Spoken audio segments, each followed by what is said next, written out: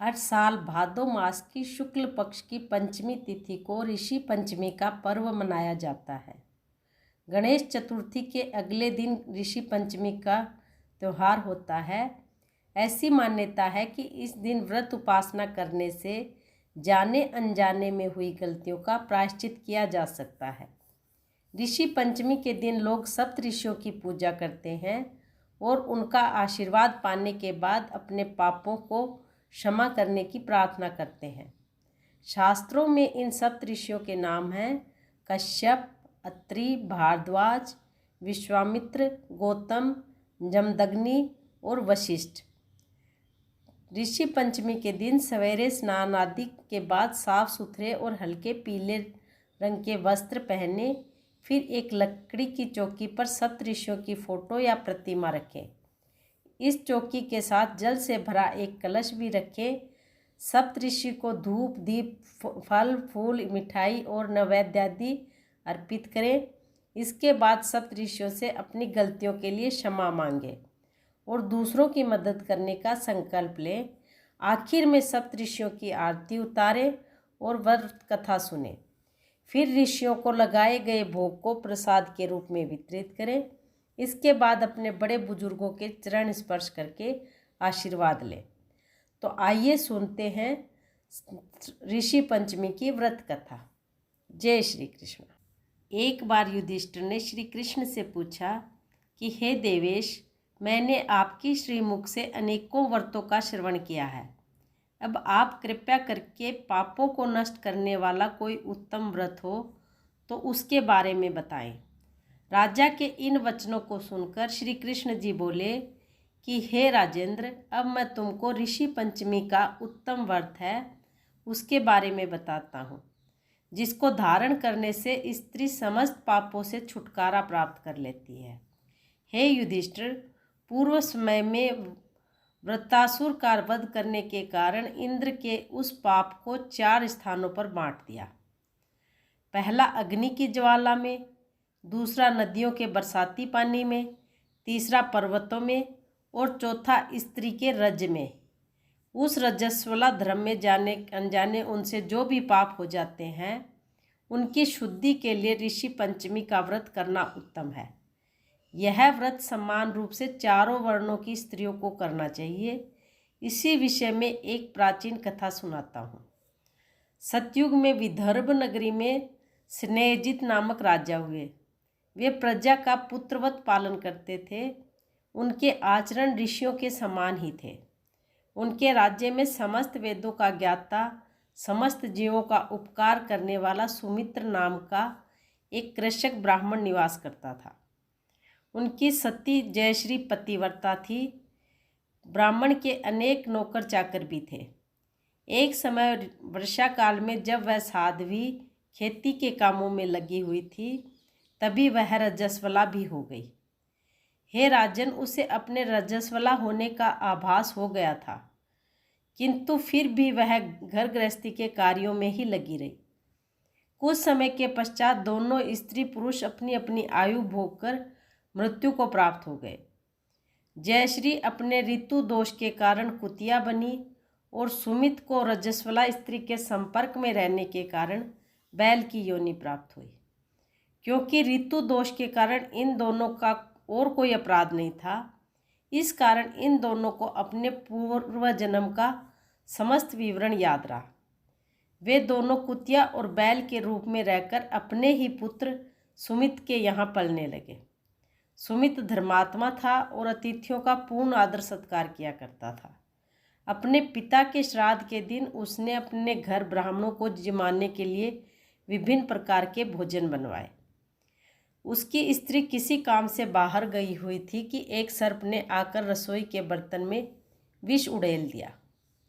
सुमित की माँ कुतिया के रूप में बैठी हुई यह सब देख रही थी, अतः उसने अपने पुत्र को ब्राह्मण हत्या के पाप से बचाने की इच्छा से उस बर्तन को स्पर्श कर लिया। सुमित की पत्नी से कुतिया का यह कृत्य सहन ना हुआ और उसने एक जलती लकड़ी कुतिया के सिर पर दे मारी।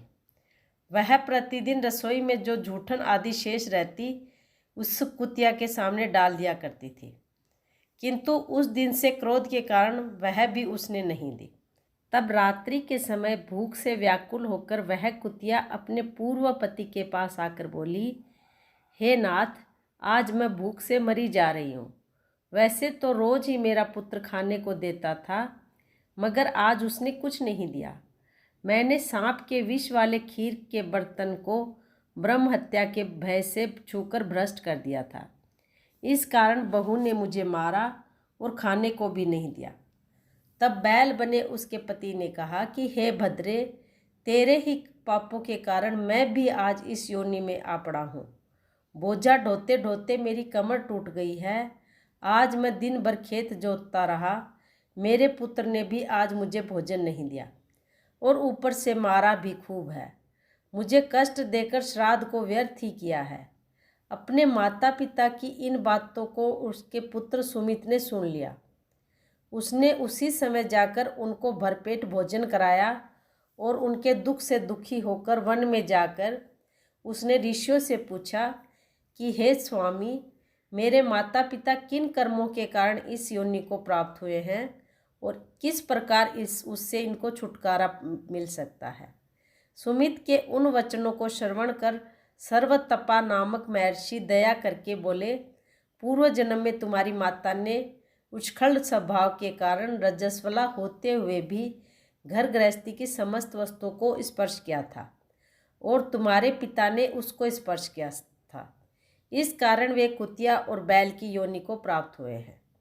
अगर तुम उनकी मुक्ति के लिए ऋषि पंचमी का व्रत धारण करो तो श्री कृष्ण जी बोले कि हे राजन, महर्षि सर्वतपा के इन वचनों को सुनकर सुमित अपने घर लौट आया और ऋषि पंचमी का दिन आने पर उसने अपनी स्त्री सहित उस व्रत को पूरे विधि विधान से पूर्ण किया और उसके पुण्य को अपने माता पिता को दे दिया।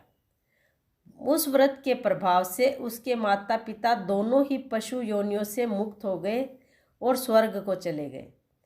तो हे राजन, जो स्त्री इस व्रत को धारण करती है वह समस्त सुखों को पा लेती है।